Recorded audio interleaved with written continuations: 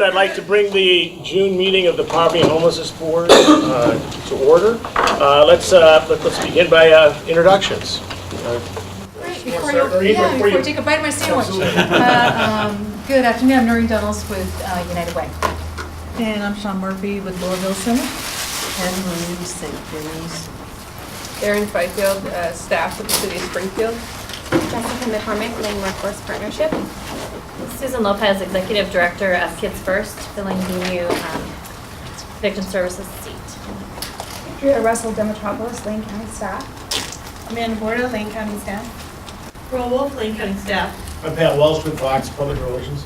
Dan Bryant, First Christian Church in Square One Villages. Stephen Ella, Lane County Health and Human Services. Pat Farr, Board of County Commissioners. Dave Haverland, the United States Department of Veterans Affairs. Sandra Larson, Vanita Mayer. Janet Thorne, Springfield Public Schools Liaison. Lucy Venix, Eugene Mayor. Kris McAlister, former homeless consumer seat. Paul Solomon, Director of Sponsors. Jacob Fox, Director of the Housing and Community Services Agency. Diana Aldridge, Human Services staff. Great, well, welcome. I'd also like to welcome our new members to the board. Mayor Larson, we're glad you're here from Veneta, and the mayor is the rural Lane County representative to the Poverty and Homelessness Board. I'm also Jessica McCormick. We're glad you're here. You're here taking over from Christina. That's great. With Lane Workforce Partnership, and Susan, we're thrilled to have you join us as well. So thank you. Dana Gray from the Eugene Mission is the other new board member, and she's wasn't available to meet with us today. So let's move on to public comment. Everyone who is signed up will get 3 minutes to speak. I've also been asked to let everyone know that we're being taped today, and I guess our meeting will end up on YouTube. So just wanted to make sure everybody knew that. So let's begin the public comment part of the meeting with Majeska. I don't have my watch. Hello, Majeska C. Screen with A Community Together. And I didn't know Pat would say it. I wanted to say that somebody is audio recording today. Todd Boyle, you'll be able to see what he posts on YouTube under Todd Boyle, B-O-Y-L-E. And there's a number of us who would like to have these meetings recorded consistently in a way that's accessible to the public. It really would make it more possible to have more community engagement and get more people in the community interested and aware of what's going on. There's a lot of questions about what in the world is the role of this board, what does it really do, what could it do, and just being able to access a video or a good audio recording can help people to check it out for themselves even if they can't come to the meeting. I think it would be great if the county would take responsibility for doing that and posting it on the county website. But I understand you couldn't make a quick decision to do that, and it'd be a resource issue. So in the meantime, I appreciate that this meeting today has been recorded, and I know a number of us hope that we can get that done on a regular basis. The executive committee meetings and the other committee meetings are also pretty crucial for the development of public awareness and public involvement in what's going on. I know that would be more challenging for recording, but as you know, this board is in a very important place as far as what's needed in this community and the potential that we have as a community because of the existence of this board. We really need to do a lot more to grow into that potential. Thank you. Thank you. All right, our other speaker who signed up was David Hazen with Emerald Compassionate Charity.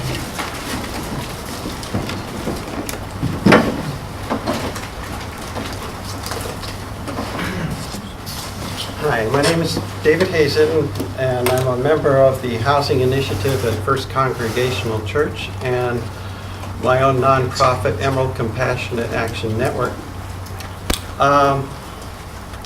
And I'm reacting partly to the 2016 System Performance Measures Report, which had 7 questions, all of which were answered in the negative, and I was dismayed.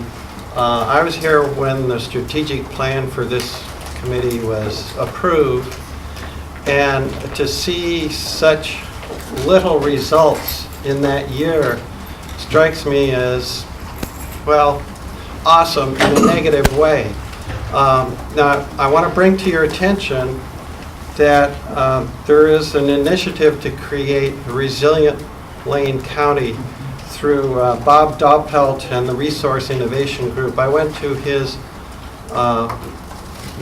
Resilience Summit recently, about 2 weeks ago, and he said that when an organization is not making progress, or they're just spinning their wheels, they are probably trauma organized. And I'll read to you what he says about what that means.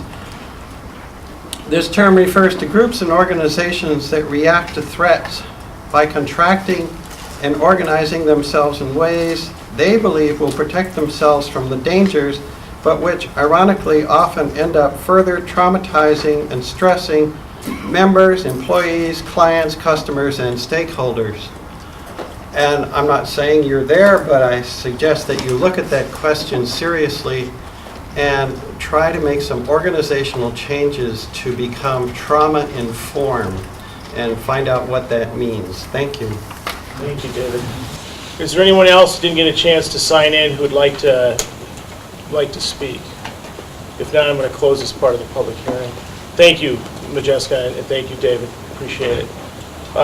Moving on to our next agenda item. Well, first of all, is there anything anybody would like to comment on about what you just heard? A member of the Poverty and Homelessness Board. Yeah, I also attended that resilience training, or sort of a sneak peek, so to speak, because it was a couple of hours, and I think it was excellent. I think it would be worth our while to sort of consider having a presentation here at this meeting to really understand it more deeply, because we all are affected by trauma at some level, and I think it will help inform some of the discussion and decisions we make in the future.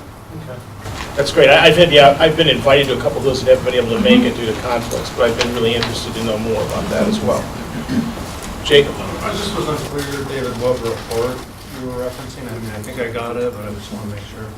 It was in the materials sent out for this meeting, and it was called the System Performance Measures Report, consulting with management analyst Lisa Stewart.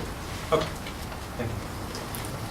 Chris? Okay, I just wanted to say that we are now in our second meeting of a reorganization, and so we have been trying to refocus more towards making sure that Operation 600 is both more inclusive and more action-oriented. Part of that being our switching from general meetings to executive meetings. We're also looking into populating our work groups, which will help make these actions actually move forward.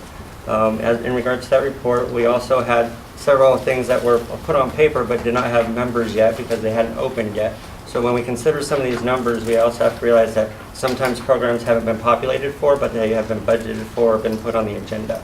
So just a consideration. Thank you. Anybody else on the board have anything they'd like to comment on in terms of the public hearing? Steve, looks like, did you have something you wanted to say? I would just say that we're going to hear from Pat. I gave a presentation to the executive committee, an update on our strategic plan, and I think the performance report really shows that we have a steep hill to climb in this community when it comes to homelessness, and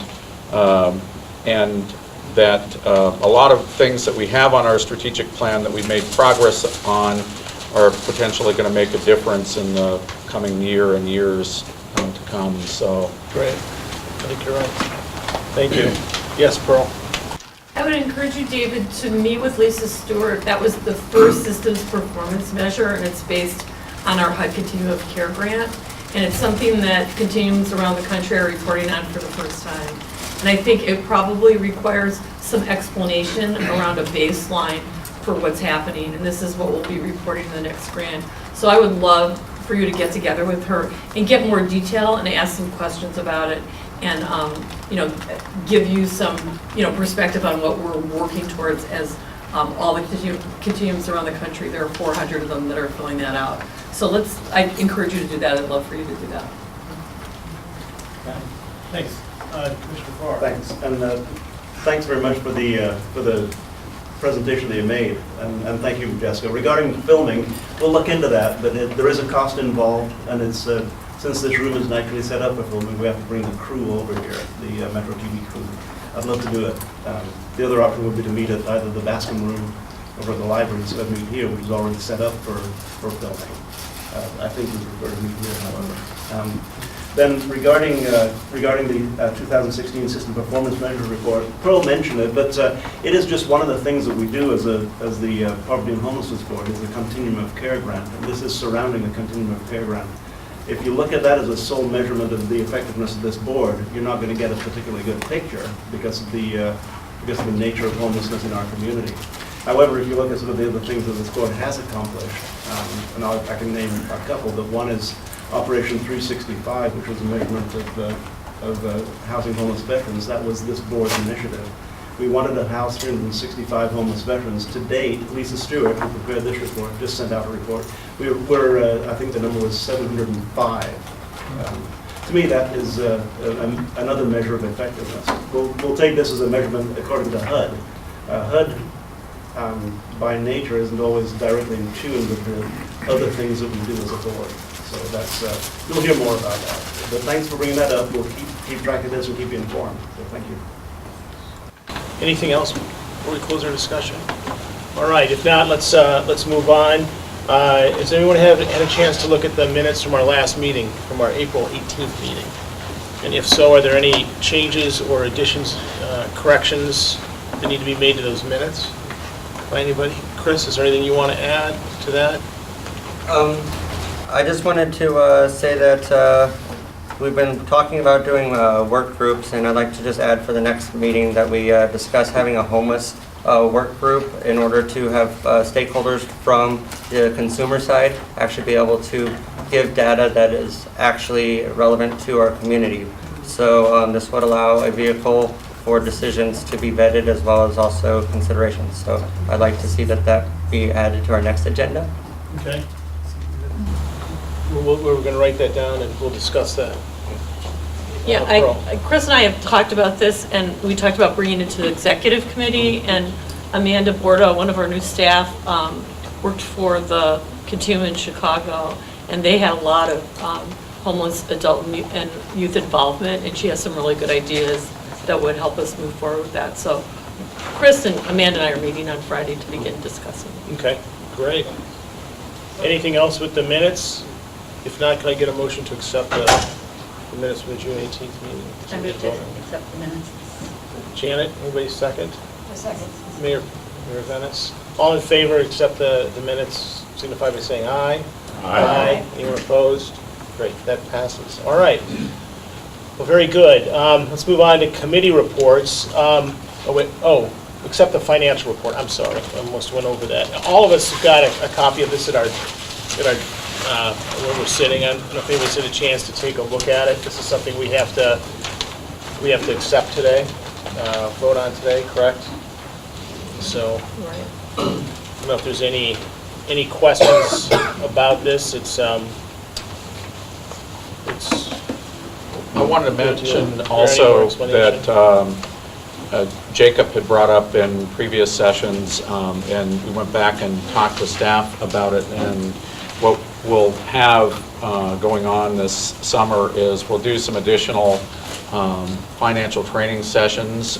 We also included the new board members who have been involved in board orientation, going over the financial aspect of what we do as part of that orientation now. So, and the way that Lynn, who's our accounting analyst, is going to do, she's going to offer it to the whole board, and if you want to come, you may, and if it's not something that grabs you, that we're not going to do it at a board meeting because it would take up a lot of time. So we'll open it up to you, and we hope as many of you who have the time and interest will come.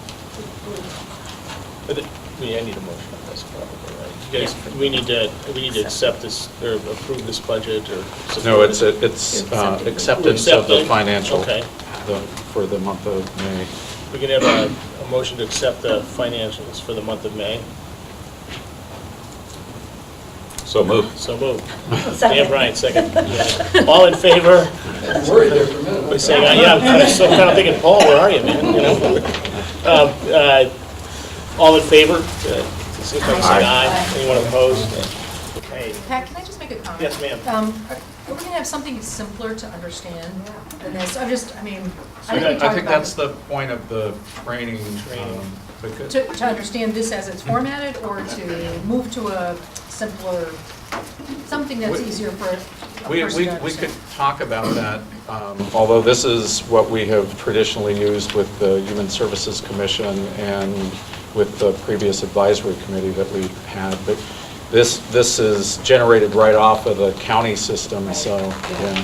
I'm familiar, we have stuff that looks like this too, but I think You there's make maybe a a good- simpler way to pull some things out that make sense. You make a good point, because most of us aren't accountants, you know, Paul. You know, I've been on boards where they've submitted kind of primers, one page, kind of how to read financial statements. You know, it might be nice to have a document that you could hand out to people, because I know it's hard to get people to attend trainings for stuff like this. Yeah. Okay. Just a thought. It's a good idea. I think we ought to look into that. Mayor Venice. And I would just add to that thought that, I mean, there's so much on this that is not relevant to the work of this committee.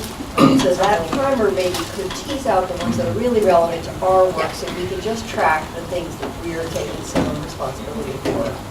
That's kind of, thank you, you articulated much better than I did, that's what I was trying to get. Another stab at that, if we had just a brief narrative that accompanied this. People who want to look at the entire thing could still look at it, but the narrative that points out the things that are pertinent to the decision-making that this board has to make. And I don't want to belabor it, but I know we do that with ours, because we have a lot of different line items, and just to make it simple so we can understand, and along with the narrative, things that have changed or whatever. Okay. And if we could do a coloring book for me, that would work. We have a megathon. So I appreciate that. Thank you. No, I think that's good to make it simple, because it is a lot to get through. And, Okay. Yeah, that's great, and narrative would be wonderful. Great.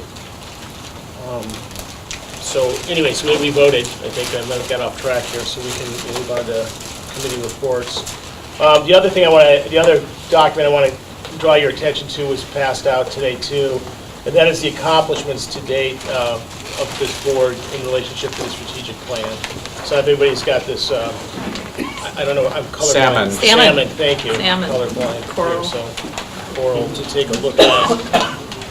I hope you all take the opportunity to take a peek at this. I'm not going to go over it point by point, but I think to summarize is that we are making some progress. I think we can all agree that it's not going fast enough, and I think we all are committed to having our foot on the gas to move as quickly as we can with what we have to work with and with the process we have to work with. So take an opportunity, I'm going to give you a few minutes, take an opportunity to take a look at this, and if you've got questions, staff can probably provide some answers in terms of how we arrived at some things. But I'm encouraged. Like I said, I want it to happen yesterday, but we're moving. We've got a lot of moving parts. And I want to congratulate and thank the people that are making this all happen, which is the people in the agencies and certainly the people in government. So it's moving. There's a lot of people to collaborate with and to get on board. So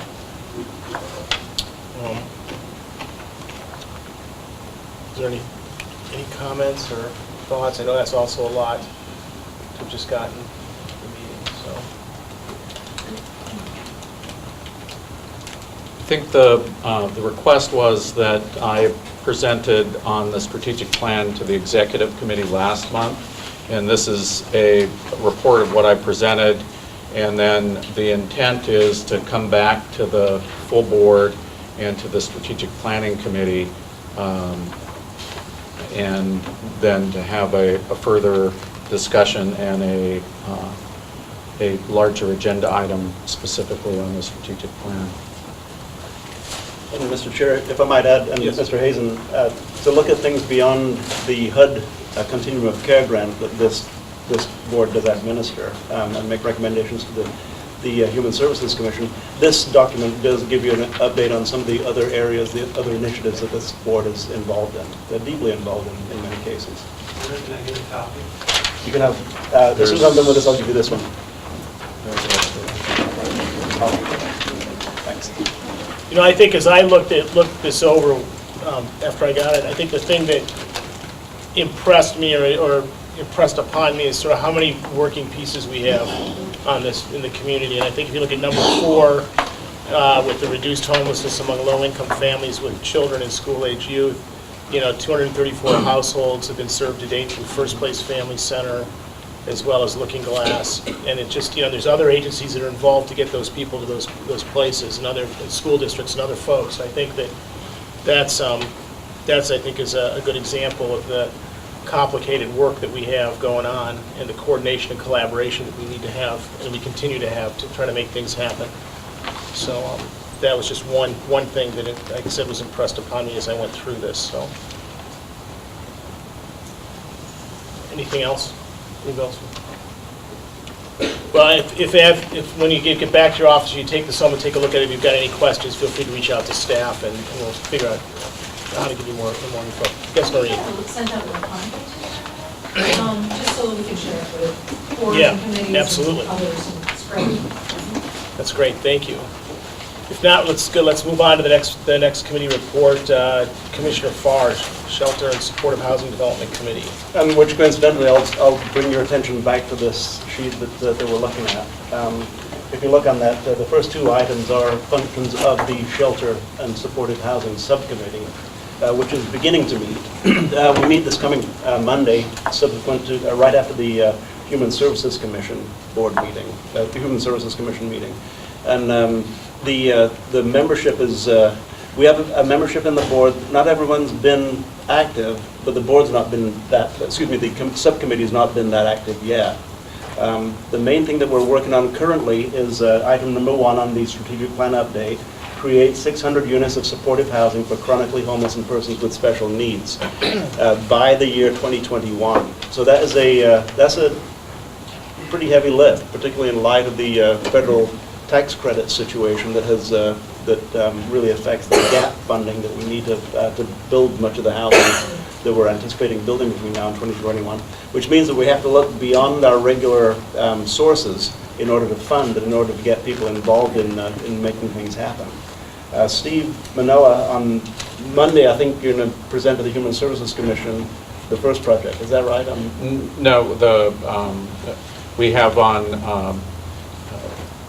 on July 20th, we're going to be presenting a portfolio that the project work team on the Housing First project and the 50 units of Housing First, and then we'll make the presentation to the Board of Commissioners on August the 1st. Well, I'll give you just a really brief on that. Close by where we're sitting right now, we're the first project that's really going to be kind of the flagship of Operation 600 is a supportive housing facility on Lane County property over beside our behavioral health building. It's still in the initial stages. We're working through it, but Steve's going to have a little bit more formal of a presentation. 50 units of supportive housing adjacent to behavioral health.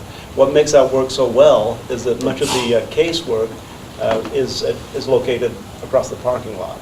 So it's, supportive housing requires intensive ongoing casework. That's going to be one of the most difficult ongoing elements of the Operation 600. Having this project as the first one gives us a great opportunity to make something work and get people excited about the fact that supportive housing really can be not only tremendously effective for the people who are being housed, but effective for any agency's budget dollars. It's the best way to spend money, is to put people who otherwise are participating in the frequent user system, get people into permanent housing.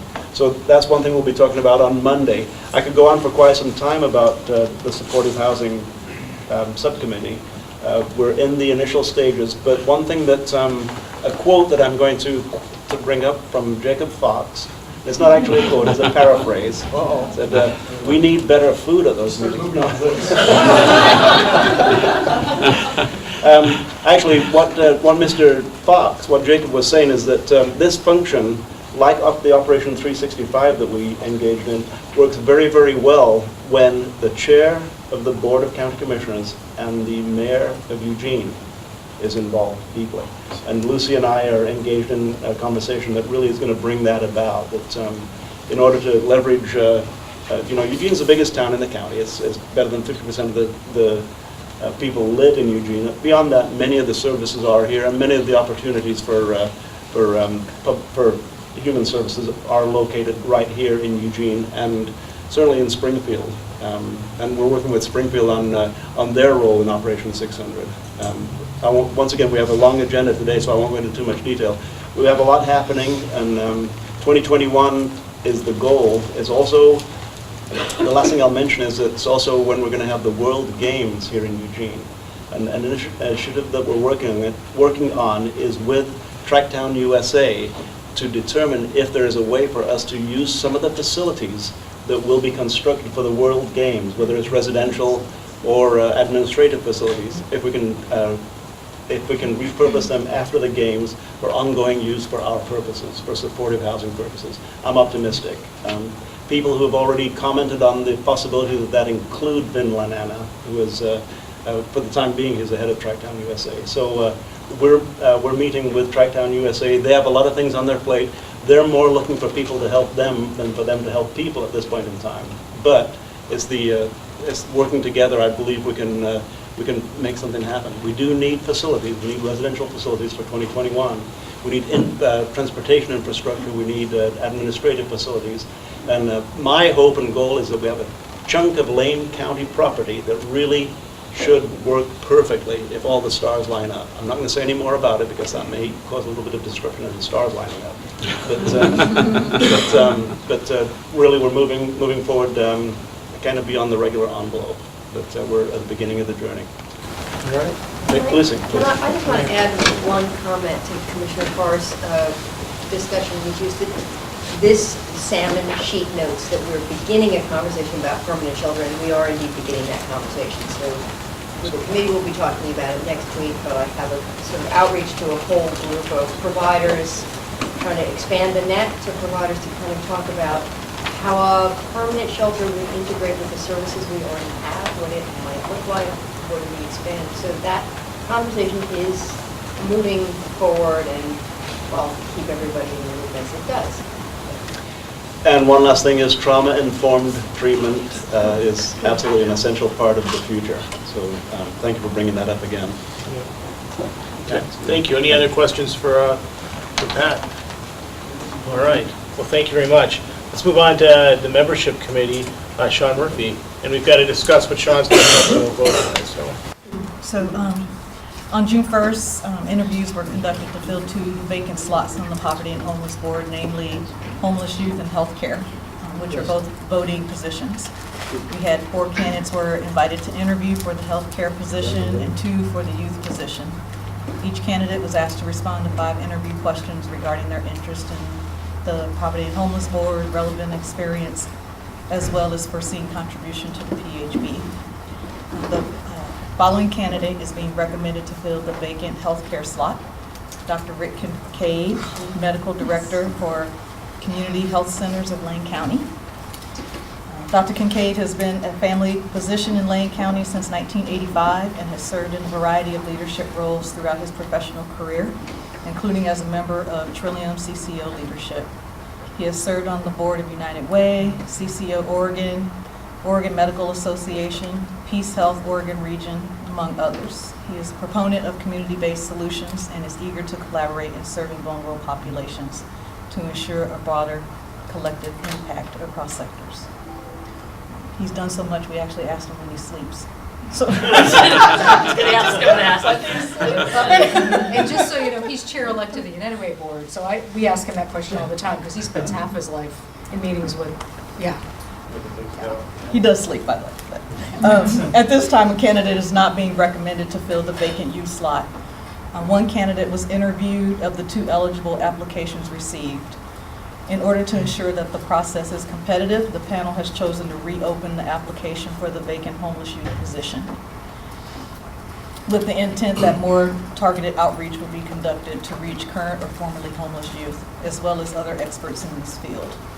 In addition to this outreach, board member Kris McAlister has volunteered to lead additional outreach efforts in the community and is requesting additional volunteers from the board to join him in his effort. The homeless youth application is now open and will close July 7th at 5 p.m. So please send your contacts to listserv, particularly if they reach current or formerly homeless youth. Thank you. May I ask a question? Absolutely. Regarding youth, somebody from Youth Services, my understanding is that people who work for agencies that receive funding through the Continuum of Care grant are ineligible, is that correct? It's any agency that receives funding, period. Period. It's not through the Continuum of Care grant, so Thank you. they're ineligible. That's correct. So that makes it difficult because most of the people who might want to serve in this committee do work for such agencies. Well, I don't know. I mean, we have slots of non-voting members that receive funds that they can be on the board in that capacity. And there are agencies in the community that do advocacy work and provide direct services around homeless youth that are not actually funded through the county. So there are, we did another large sweep of, we just did this the other day, we did every consumer council of all the organizations that we know, and we did another push to get the word out to those folks and to share the opening. That satisfies my question. I guess I struggle with this a little bit. So is this because there's a perceived pecuniary interest? I mean, couldn't a person declare a potential conflict of interest? It seems like a pretty high bar. It is a county administrative procedure manual for county advisory committees, not for intergovernmental committees like the Human Services Commission. The PSCC allows providers who recruise themselves. It's Commissioner Farr would need to take it to the county board to change our manual around advisory committees to have a different policy. And I know the board has made exceptions in the past. We have done that, yes. Right. So I guess I would just throw that out there. Any good mind? So, question, you had this discussion a little bit at the 15th Night Initiative, because I serve on that Catalyst Committee, and really understanding and dialing into youth needs. I think part of the challenge, even thinking where there could be a connection with this group and that group, that is really that we shouldn't have just one youth member, because that, for those of you who work or have worked with youth, that really puts them in a really awkward and sometimes uncomfortable position. So I think we ought to be thinking about, maybe we have 2 spots, and how we can help them feel a level of comfort with sitting in a room with a bunch of us, and I was going to say older folks, but I'm not going to say that. But really just thinking about, from their perspective, what that experience is like and could be like. So I would just suggest that we consider 2. And I know we're having difficulty finding 1, but if we could think about that in terms of their frame of reference, I think it would be really helpful and useful. Maybe what we could do is put that on our executive committee meeting agenda. We can talk about it. I do have to say, one of the things that came up from the representative that was there, especially with transitional age youth, is that a lot of our meetings happen when people are at school and when they're at work. And so basically you're asking them to not go to work or not go to school to be involved. And so we did talk a little bit too also about making sure that we're doing some outreach to the committees and having strong representation in there, where the schedules for those committees are a little bit more flexible to allow people who go to school and those kind of things to be able to participate. So, because noon meetings are going to be hard. And I guess, Janet, Are we looking only for youth? No. I just Homeless Youth, formerly Homeless Youth Organization. It says it in the announcement. Yeah. So that opens it up there. Felt like it was really. And we sent the announcement out to 15th Night, and in those groups, so people could bring people forward who represent the interests of that population as well. So it's not just a teenager who might be still going to school. It could be somebody who was a homeless youth and has that as experience to share. And you certainly have the qualifications for caring about you. Well, I actually thought about that, because there are other liaisons that could do the education piece, but right. Yeah. That's why I questioned. And we sent it out to the liaisons as well, the announcement. So why don't we revisit based on some interest mentioned here? We'll talk about it in the executive committee meeting too, so let's put that on our agenda. Okay. So with that, what I'd like to do is, we have to vote on Dr. Kincaid. So on his application. So all in favor to accept the recommendation of the committee, signify by saying aye. Aye. Anybody opposed? Okay, great. We'll pass. We've got Good job. Good work. Thank you. That's great. So let's move into our first focus topic, Sandy Belson from the city of Springfield. Accessory dwelling units. Good afternoon, and I'm going to move this table back so we can get this PowerPoint going. Do you want us to move people out of there, Sandy? Is that, we've done this before? Would that help you if this group moved? I think this will work. Okay. It's just if they can see all right.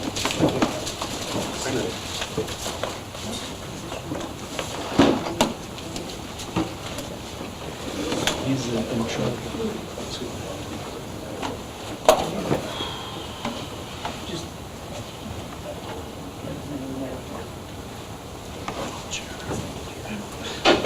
Thank you.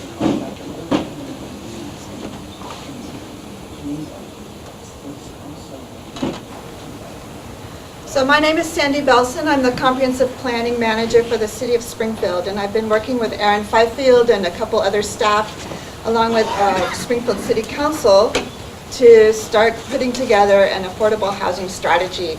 And so that's the context for what I'm going to talk about in a little bit for the accessory dwelling units, but I wanted to at least give you a brief context.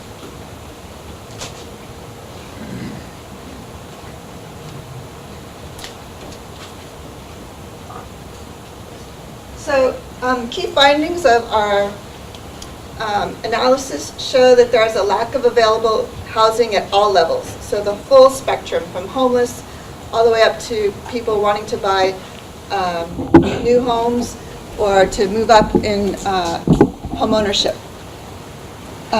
We also found that in Springfield, the rental vacancy rates are very low at 1% or even less.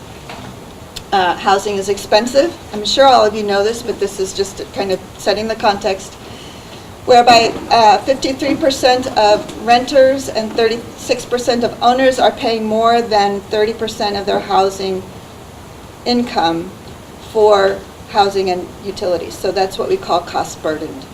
And that cost burden is stronger among renters than it is owners. And so if you look at this graph, so this line is showing median household income from 2000 to 2013, and that's had a 20% increase. Whereas the housing costs, rent being in blue, have increased by 39% and the median house value by 43%.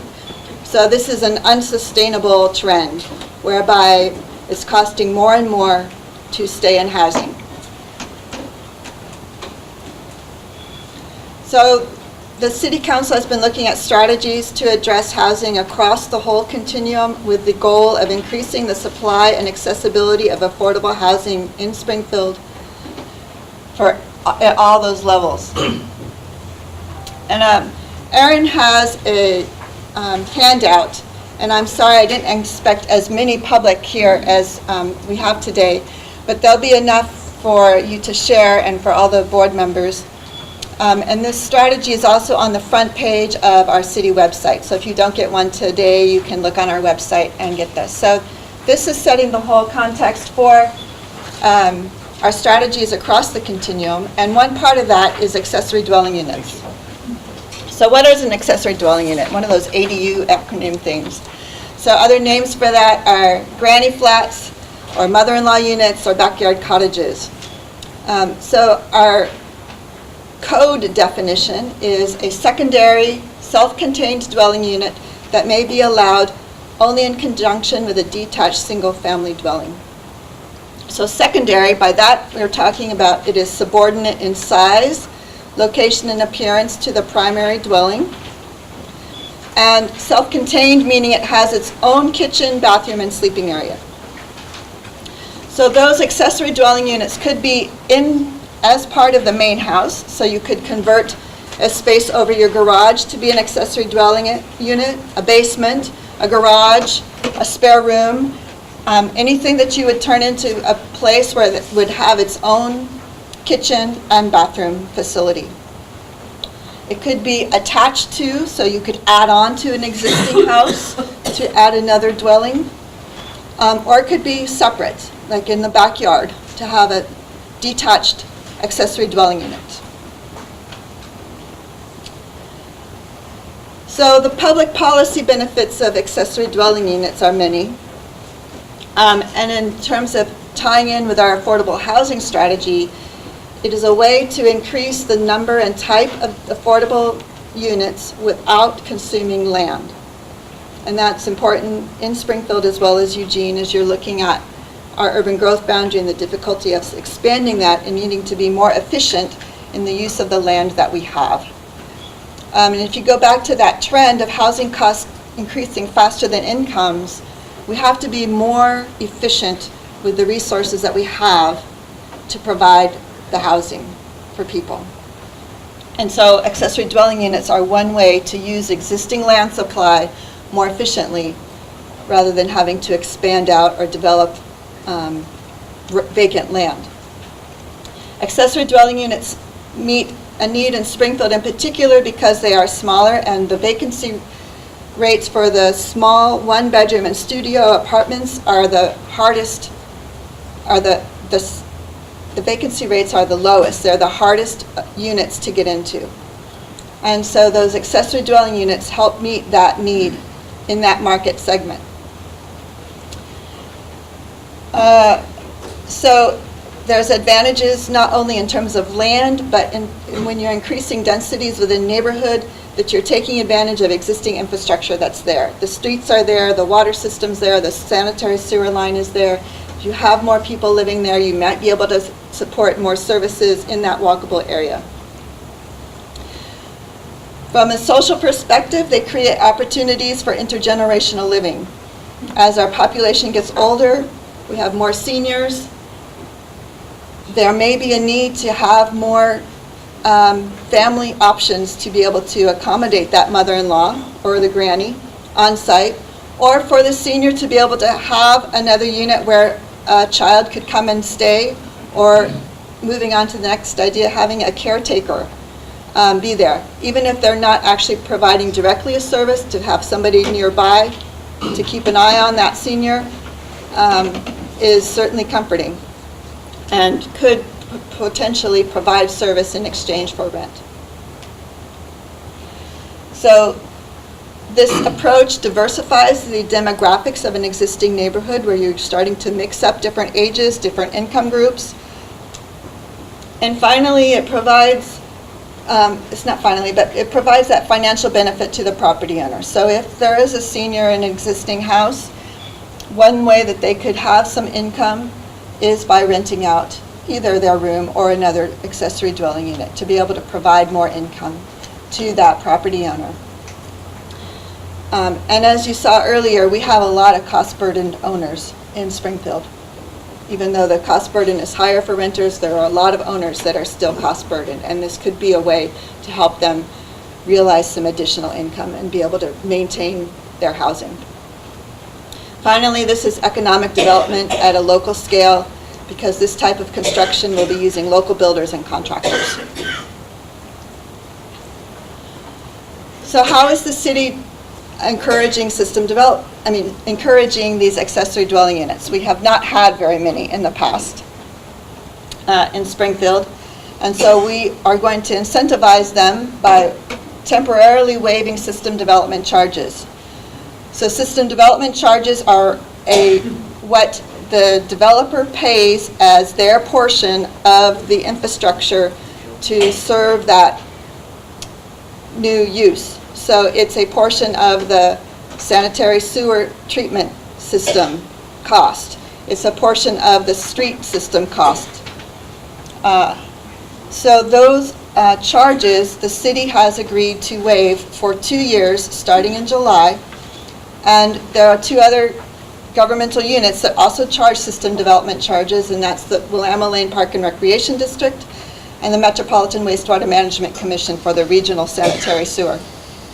So we are asking both of those agencies to consider also waiving system development charges for accessory dwelling units to further incentivize construction. Second thing that we will be doing, and we're just starting this, you're the first group I'm speaking to, is to promote awareness and the potential for accessory dwelling units. We think that there are a lot of people that may not even know that that's an option for their property. We do know that there are several people every year that are converting their garages into additional living space. Maybe if they knew that this was an option, they could increase the value of their property even more by adding that kitchen and bathroom to make it a separate dwelling that could therefore meet code and be rented out.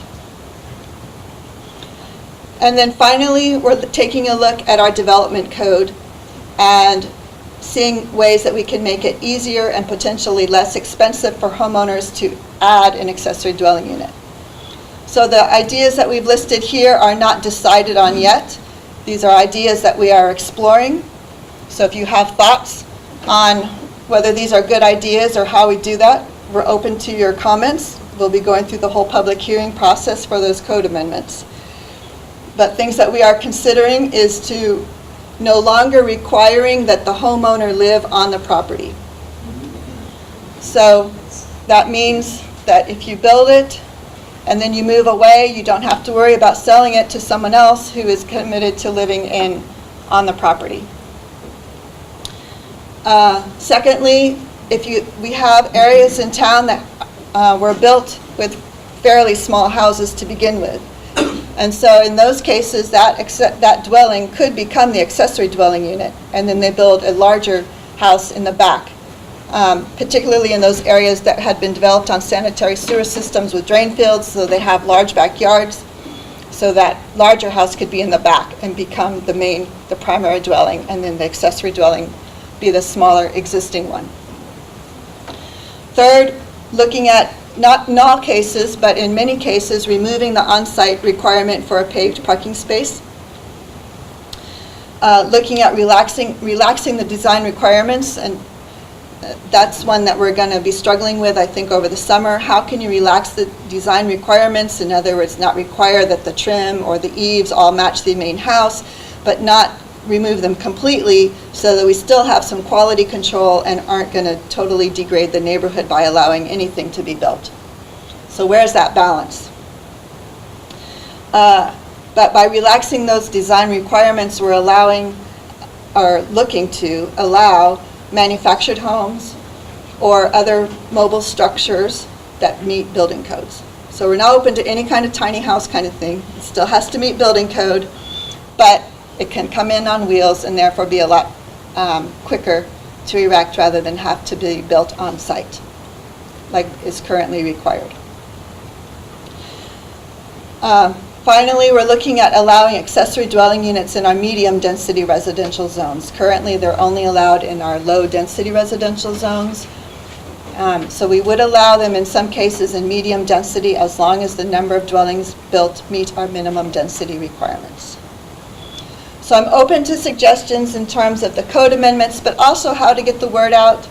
That we're just starting this process. We think it's a great idea. We want to let people know about these opportunities and ways to take advantage of this and meet all of those public policy benefits that I discussed.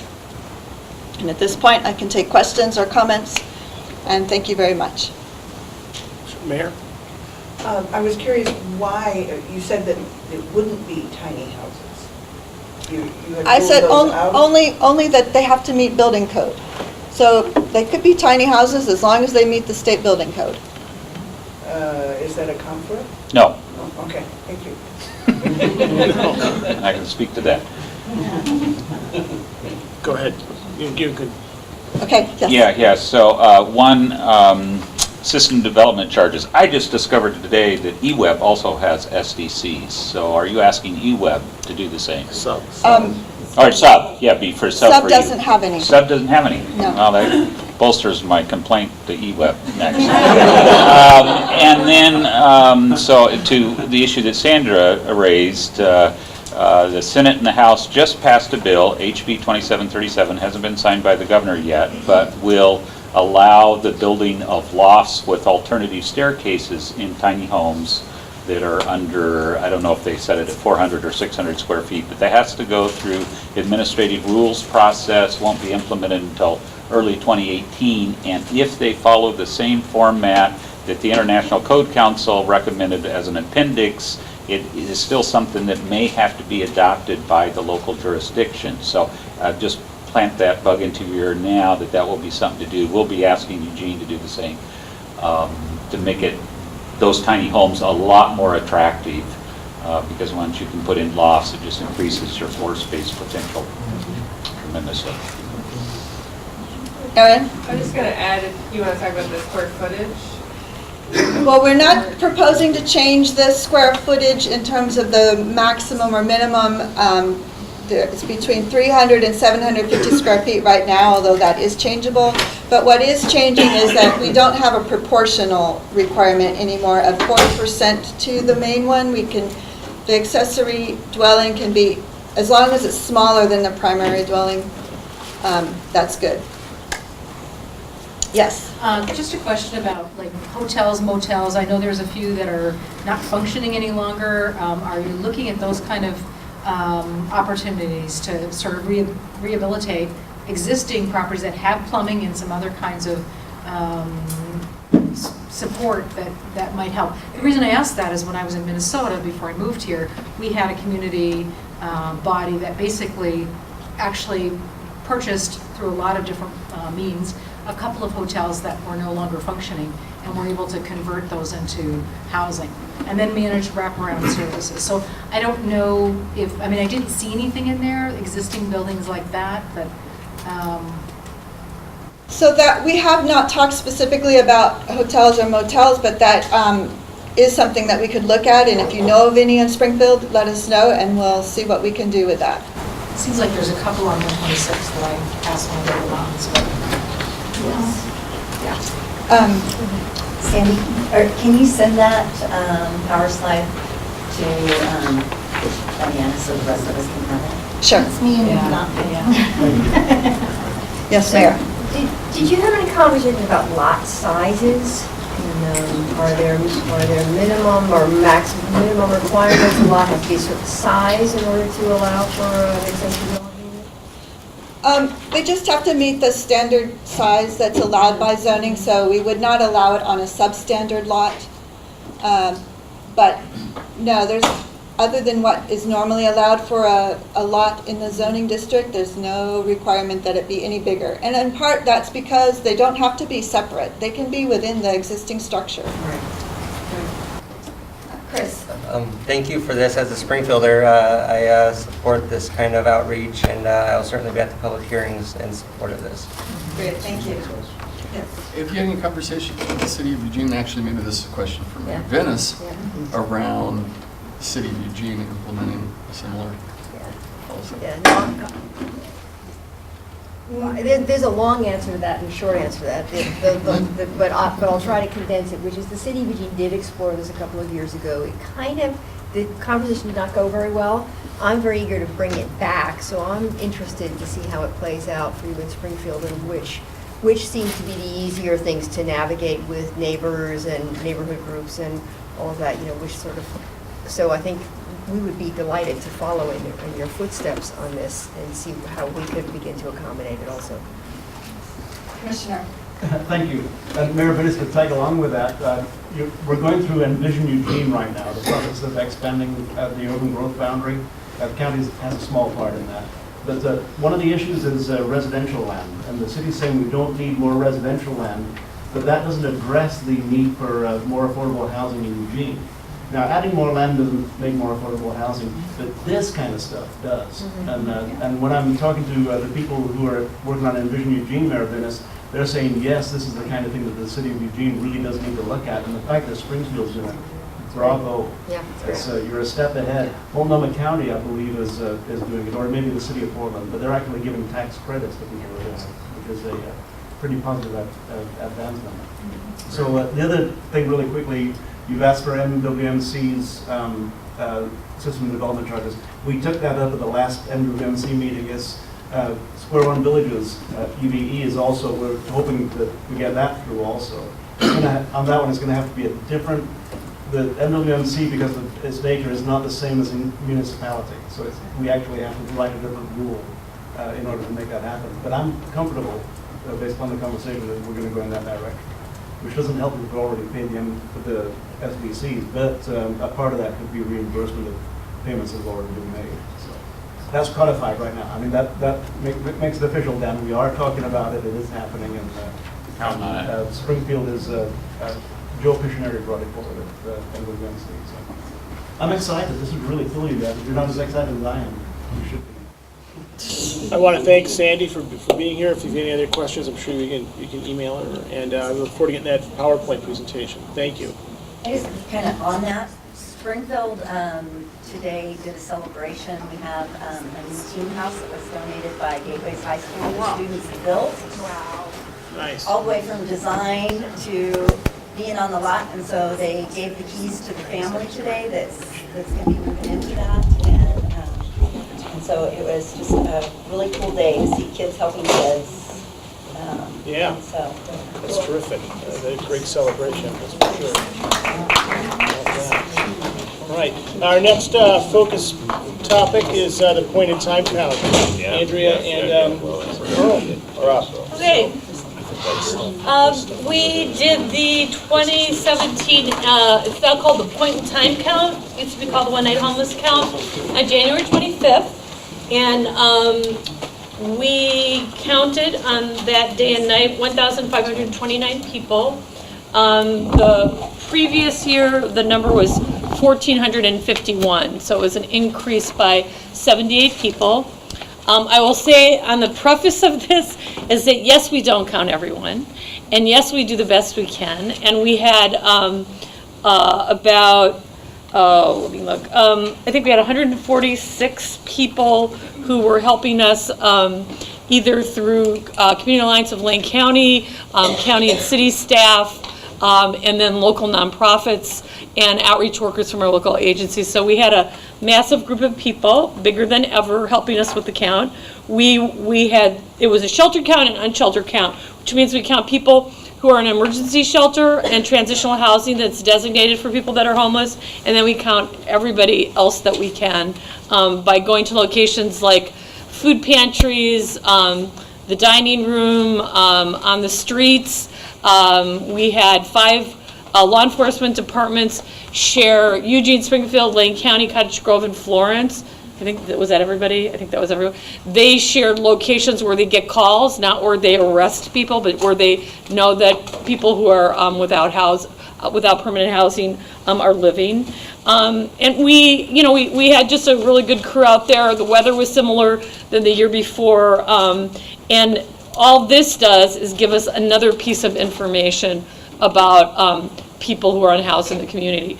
On the sheet that is in the packet, I don't think it's yellow, I think it's white, but it talks about other more comprehensive ways to look at homelessness locally, and it's under sort of the other, it's called other factors. And for example, in the course of a year, through our homeless management information system, we know that almost 13,000 people, 12,998 people were homeless for at least one night when they were presenting for services to any of the nonprofits that report into our database.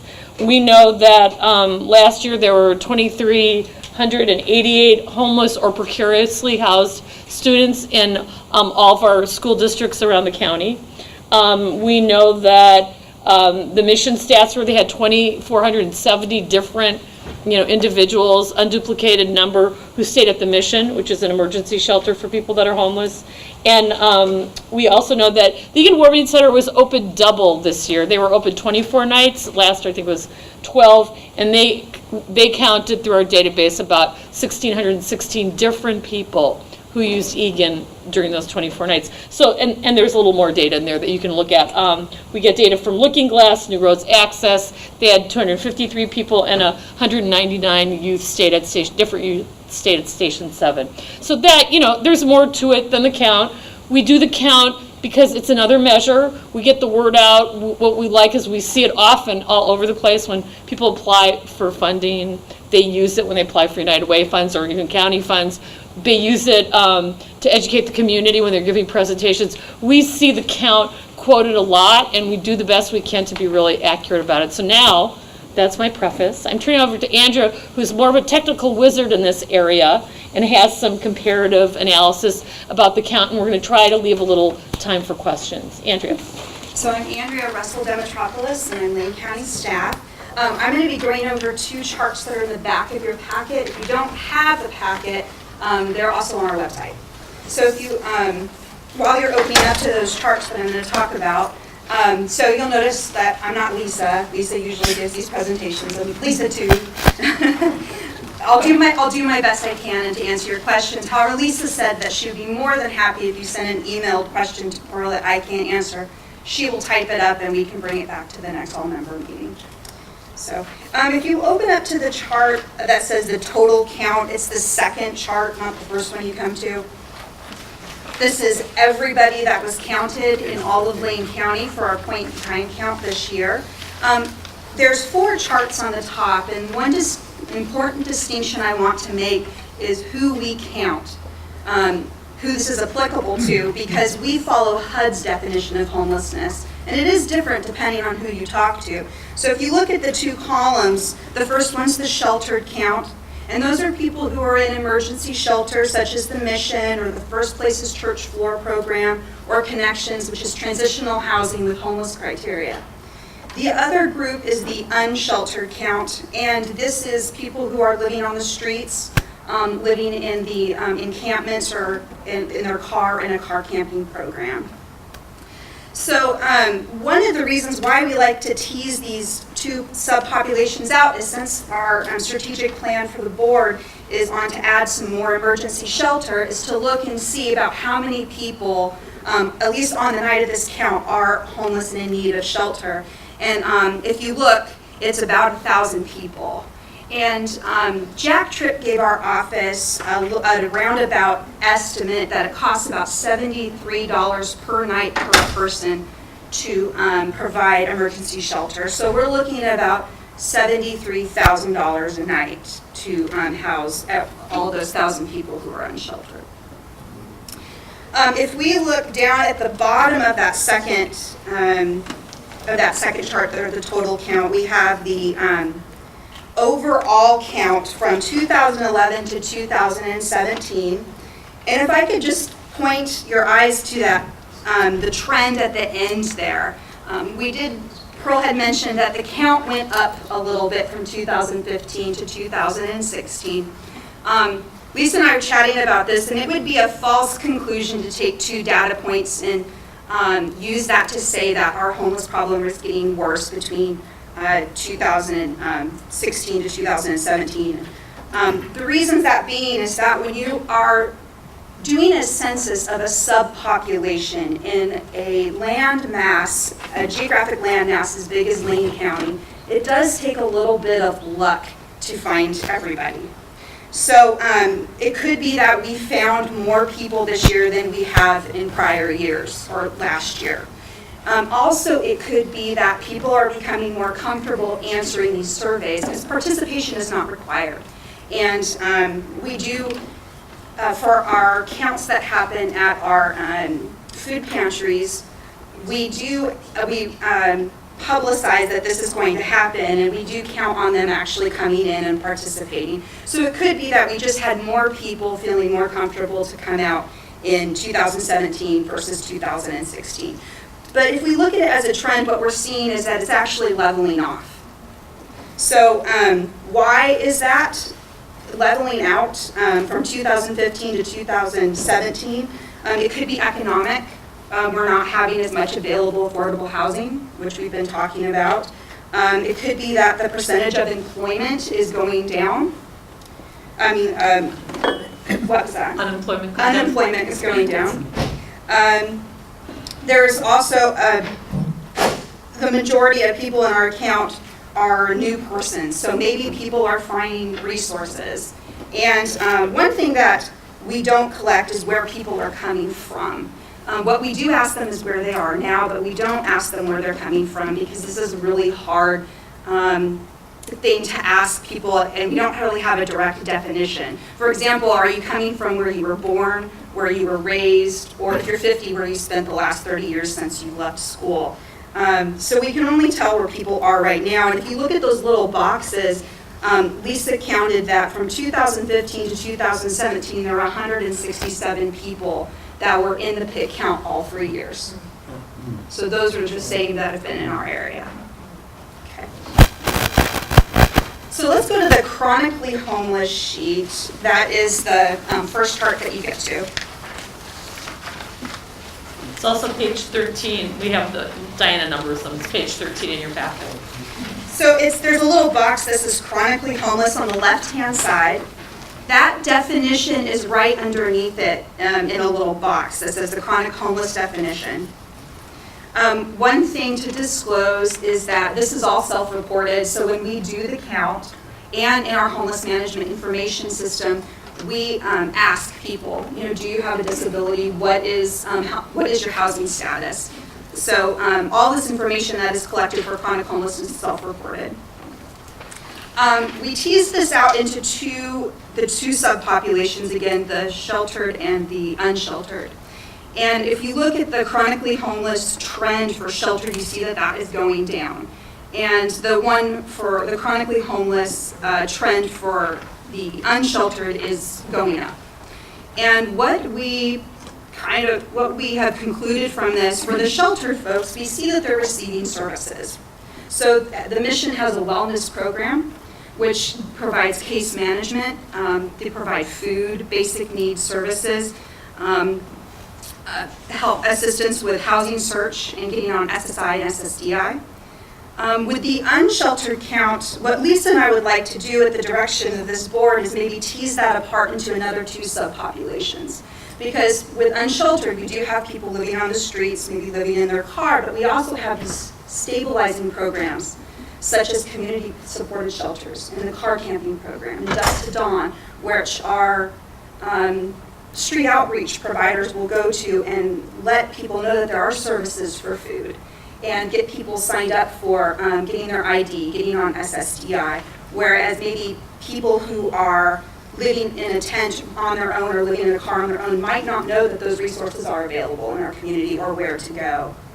And so I think if we were to look at that, maybe we might see a different picture of chronic homelessness going up.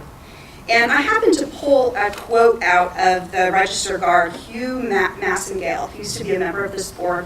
He wrote in and was talking about his experience. And to summarize what he said in the first part, he said, of course, if there is more housing, then homelessness will go down. But in his second paragraph, I quote, as one who spent years homeless, I know that some of the problem is losing faith in oneself, and some of it is losing faith in the greater community. And when we see those two different trends of chronic homelessness, I think he's hitting on the human touch part. So even though people might know that there are resources available, those that are in the emergency shelter getting that case management versus those who are living on the street and not feeling that Maslow's hierarchy of needs of, okay, I know where food is, but I'm not getting any sense of I'm important in the community, so they're losing faith. And so this might be something more we can look at, and Lisa and I are definitely open to it. If we look down below, it gives us the overall chronically homeless trend. And again, we're not seeing that it's going up. We think that that has to do with the 2015 anomaly of County Egan. We still think that that's leveling out there. But as we do the count for 2018 through 2019, we'll get a better sense of that. Of those people who are chronically homeless, 435 of them have a severe mental illness. The disability portion is a part of that definition. And 254 have substance abuse issues. So it leads us to ask ourselves, where does Oregon measure up overall? If we look up and down that I-5 corridor, and Seattle and Los Angeles have already released their results.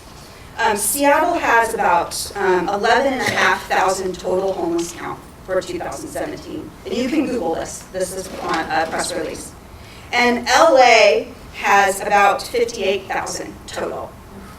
So Portland hasn't released yet. They started their count a month later than us, so give them a month to still get that out. But I looked, HUD does publish the by-state total count. And we have that link on our website. But if you look at the 2016 PIT count for the state of Oregon, that's 10,000 total for the entire state. And Lane County has 1,500 of that.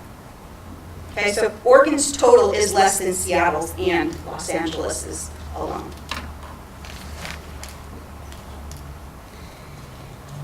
Okay, brief on veterans. So we do see that the veterans count is going down. This is not in your packet, but it is on our website. The total sheltered count for veterans is 44, and the total unsheltered count for veterans is 120. So definitely we see that the resources that the community's put in has been paying off. It's an overall decreasing trend. One of the things we took a look at were the HUD-VASH vouchers. So from 2009, we only started out with 35 vouchers for rent assistance for veterans, and that's been increasing incrementally over the years. And we're up to 210 vouchers now. We have between 2015 and 2017, and we think that decline will increase more of a decline if we were able to use all 210. So right now we're at 176, but due to a lack of case managers, we can't get to that 210 out of using all of them. And I think Hacksaw and the VA are in discussions and talking about providing some more of that case management. Isn't that part of that because of the lack of available rentals? That could be as well too, yeah. The thing that can be done is you can project base the VASH vouchers as well, which once we identify a building, we can have that conversation. Can you tell me how many shelter units did we decrease in the last couple of years? So we Sorry. did just change housing types. So within our COC housing inventory, there was a change of housing type of 135 from those who would be considered homeless to now being considered permanently housed. But as far as like overall, I don't have that data, but I could ask Lisa. We have had a decrease in the number of emergency shelter units that are available in the community. At one point in this community, we had 28 units of available family shelter through shelter care, and now that shelter is being used for housing special needs folks and smaller families with special needs. And we also had a number of additional units that were provided through Catholic Community Services and also through Brethren in Springfield in the past. So we have those numbers, and we'd be glad to give you those. And some of those units have been lost for more than 5 or 10 years now. So there's also a funding trend too, where HUD changed its focus of funding and moved dollars from funding emergency shelter to funding either transitional or permanent support housing. And that was another thing that happened. There was a federal policy push to shut down emergency shelter and reinvest those dollars into other forms of housing. Just to add to that bit of trivia, and we do a housing inventory during the count also, not just collecting who's homeless. So in the emergency shelter stayers, the people who were inside, it actually increased. We had 525 in, and that was a increase of 1.5%. And we had a total of 1,343 beds that night in the community, and that includes seasonal beds as well. So, and then you look at, there were 1,003 people that were unsheltered, and we were at near capacity. So that's just, again, the point in time count. That's not everybody that's homeless, but, so that's interesting information. Just a quick thing, when I spoke to Councilor Van Gordon, who's also on this board, he had said that Springfield's focus in terms of part of Operation 600 would be looking towards children and families kind of housing as well. So those may, not now, but it may be something to look forward in our community in the future. Andrea, I question the data you got from the mission. I really don't think it's $73 per head per night. You might double check that. I noticed on their website they say to add 100 additional persons, it would cost them $5.50 per person per night. So there's a huge disparity there. I'll have Lisa get- $73 a night would be a budget of over 8 million, and I don't think their budget is near that large. I'll have Anyone Lisa- know Well, what their budget I is? think Dan's right, I think that's the hotel room. The count, that a dollar amount does include people's time. It does include people's time. I do know that, but I could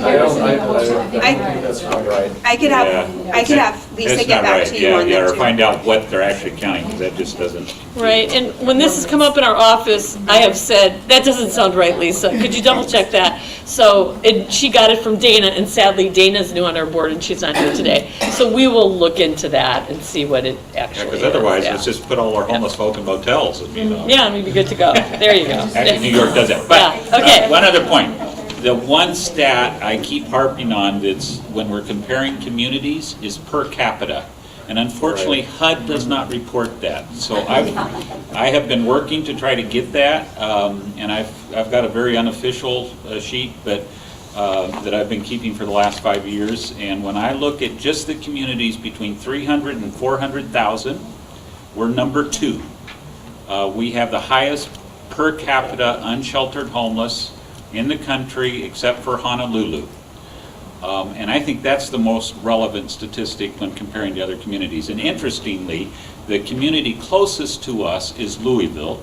Louisville has about 1,200, I think, well maybe not, a little over 1,000 total homeless, but they only have 20 who are unsheltered. They shelter 98, 99% of their homeless folk. Because what we're seeing when we get those skewed numbers, like Salt Lake City was seen as the Lexington, not Louisville, sorry. But Salt Lake City is seen as this, we've solved homelessness. Well, actually, they have a huge emergency shelter system. And that gets counted as sheltered in these counts. So I think what happens is, I don't know that you can compare just by size. Sure. I think it's a criteria, Dan, but I think there are other factors, where you are in the country, what your employment opportunities are. People often move for opportunity who are homeless. Oh, yeah. Or they move to communities where they have family and friends. Yeah, it's a natural, yeah. and so there are other conditions, I think, that play in. No, I just want to emphasize that, the importance of the crisis that we have and why we need to devote more resources to this, and also what we can learn from those communities that seem to be doing more, so it's all stuff we need to take into account. Yeah. Susan and then Janet. So, my question is, when you're doing these surveys of unhoused folks for this point in time, are you asking about victimization or past trauma to get to, trauma-informed care? And if so, what does that look like in our community for these persons? Are they, what we know about trauma is obviously it leads to other lifestyle choices and other situations and circumstances. I need to go on Yeah, for that. okay. That is, we do not ask about DV or victim, at least not on the survey. However, those who are in our HMIS system, we do have that on the assessment. So it's not necessarily be able to give you a complete answer. So like domestic violence, sexual assault, even child abuse counts. I think that would be very interesting. I know, I wish John Radich was here today because I'm sure he would be a better person to speak about this, but when we were looking at the Public Safety Coordinating Council and the child abuse rates in Lane County are higher per capita than even Multnomah and Marion County. And so if we're looking down the road in 10 or 15 years, even though we're seeing reduced trends right now, if we're not providing a trauma-informed approach to these root issues that cause homelessness for many people, and putting in services in place for these children who right now, with these high abuse rates in Lane County, we're going to look at a surge 10, 15, 20 years down the road when these children are adults and are suffering the consequences of this trauma. So I just wonder if that's something we should be talking about here, or we can certainly, we can certainly go back and talk with our staff. We used to collect domestic violence, actually. We used to collect some of this. The requirements have changed over the years, and we're responding to the state of Oregon and HUD around this. And I think it's worth revisiting. I think the problem is, for those of you, there are people in the room who do the count with us, you know who you are. It's a page long, it collects a lot of highly personal information, sometimes it's on the street. And so there's that sensitivity to how much you can collect for this particular project. But I think we should relook at it, and I think you should join the HIS RFP committee when we talk about, evaluating, and but it's certainly worth, relooking at, I think. So I just recently received a report that was talking about they actually took in the United States and they rated affordability of 2-bedroom rental households. Yeah. And we actually are 18th. So we are really high on it. I think that it said 2.4 people need to have a full-time job at minimum wage to be able to afford a 2-bedroom, and that does not include the insurance. And so I'll forward that to Diane, so any of you that want to look at it. But it goes through all of the states, and there's other really interesting information, but I can't remember all of it right off the top of my head. Part of that comes out of the Alice data. Sean? I just wanted to say there is a project that we're doing with HACSA and Cornerstone is Shelter Care that is an eviction prevention program through Kaiser Permanente grant, because one of the things that we notice is that when people have been chronically homeless, although there's mental illness, there's also trauma. And if landlords and property managers don't understand trauma, it can definitely impact a person's ability to be a good tenant and lead to somebody being asked to leave. And so part of that project is working with property managers and landlords to develop a training to help them kind of understand that there's a lot of trauma that goes with people being homeless, and that they might have trauma before. And so some of the behaviors that they may be seeing are trauma, and then also trying to educate them on the resources available and kind of what they can do. All right. Anything else? If not, we're going to wrap up this part of the discussion. And then before we move to adjournment and talk about next month's agenda, rather, Kris, do you want to talk a little bit about House Bill 2402? Yes, sir. Representative Lively, at the beginning of this year, put forth a bill that would produce for homeless persons working with an agency a means to have their birth certificate covered by the state. It has, in a tough time for our budget, it has been one of the few things that has actually got unanimous support, not once, not twice, but 3 times in the committees that it's gone through. It passed through the House this week unanimously. And so there will be like $50,000 the first year to cover it, and it's not covering services, it only covers the cost of the actual birth certificate. So it has had its first reading in the Senate, and we expect that it will probably be seen again next week. So this is incremental steps.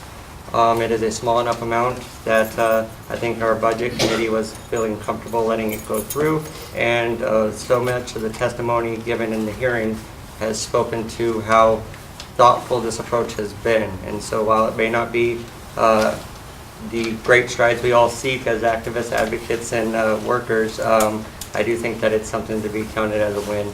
So here's hoping that it goes forward. Thanks, Kris. Any comments or questions for Kris? All right, if not, let's talk about the next month's agenda. Of course, the executive committee and committees meet next month, but is there new business you'd like the executive committee to look at, or that we can look at in the following month? I was going to mention again, I mentioned earlier that at the executive committee we will have the presentation by the project team, and Jacob, can you mention who's on the project team for Housing First? So our real estate development director, Steve Oakes, Kristen Carley from St. Vincent de Paul, and then sort of between me, Steve, and Kristen, we have Bertram Delaney Architecture, who are sort of at 90% completion in terms of schematic design. And then we've leaned on Cameron McCarthy, I always get it mixed up, Colin MacArthur from Pam and McCarthy. So Colin's done the land use analysis associated with the redevelopment activity. And what we'll be presenting is pretty much a funding application ready package, so that as funding becomes available, if we can get local gap financing necessary, we'll be able to pursue tax credits as soon as they're available. Anything else you'd like us to take a look at? If not, email your ideas to Stephen and Pearl, and we'll get them on the agenda. Anything if there's not any more for the good of the order, I'm going to adjourn the meeting. All right, thank you, everybody. Thank you.